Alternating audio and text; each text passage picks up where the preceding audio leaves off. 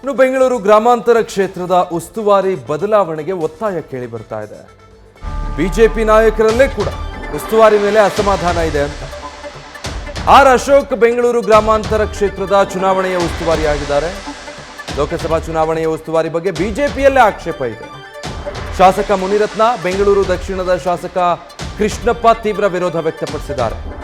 R Ashok ಉಸ್ತುವಾರಿಗೆ BJP ಶಾಸಕರೇ ತೀವ್ರ ವಿರೋಧ ವ್ಯಕ್ತಪಡಿಸ್ತಾ ಇದ್ದಾರೆ. ಉಸ್ತುವಾರಿಯನ್ನ ಬದಲಾವಣೆ ಮಾಡಬೇಕು ಅನ್ನೋ ಒತ್ತಾಯ ಕೂಡ ಕೇಳಿ ಬರ್ತಾ ಇದೆ.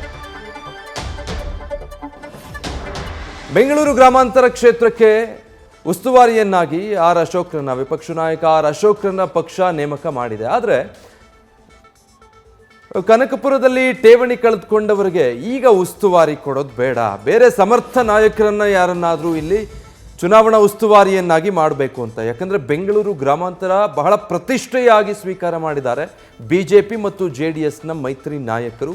ಹೇಗಾದರೂ ಮಾಡಿ DK ಬ್ರದರ್ಸ್ನ ಕಟ್ ಹಾಕಬೇಕು ಅಂತ ಎಲ್ಲ ನಾಯಕರು ಒಟ್ಟಾಗಿ ಪ್ರಯತ್ನ ಪಡ್ತಾ ಇದ್ದಾರೆ. ಹೀಗಿರುವಾಗ ಉಸ್ತುವಾರಿ ವಿಚಾರದಲ್ಲಿ ಪಕ್ಷ ಮತ್ತೊಮ್ಮೆ ನಿರ್ಧಾರ ಕೈಗೊಳ್ಳೋದು ಅವಶ್ಯಕ.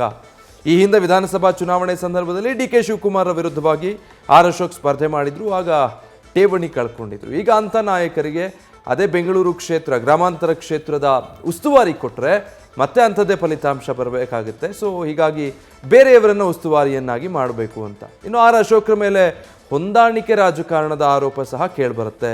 ಶಾಸಕರು ಆಗಾಗ ಅಂಥ ಆರೋಪವನ್ನು ಮಾಡ್ತಿರ್ತಾರೆ. ಅಡ್ಜಸ್ಟ್ಮೆಂಟ್ ಪಾಲಿಟಿಕ್ಸ್ ನಡೆಯುತ್ತೆ, ಆ ಕಾರಣಕ್ಕಾಗಿ ಬೇಡ, ಬೇರೆಯವರನ್ನು ಉಸ್ತುವಾರಿ ಮಾಡಬೇಕು ಅಂತ ಮುನಿರತ್ನ ಮತ್ತು ಕೃಷ್ಣಪ್ಪ ಎಲ್ಲರೂ ಕೂಡ ಒತ್ತಾಯ ಮಾಡ್ತಾ ಇದ್ದಾರೆ.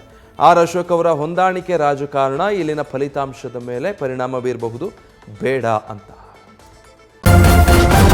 ನ್ಯೂಸ್ ಫಸ್ಟ್, ನಿರ್ಭೀತಿಯಿಂದ ನಿಮ್ಮ ಪರವಾಗಿ.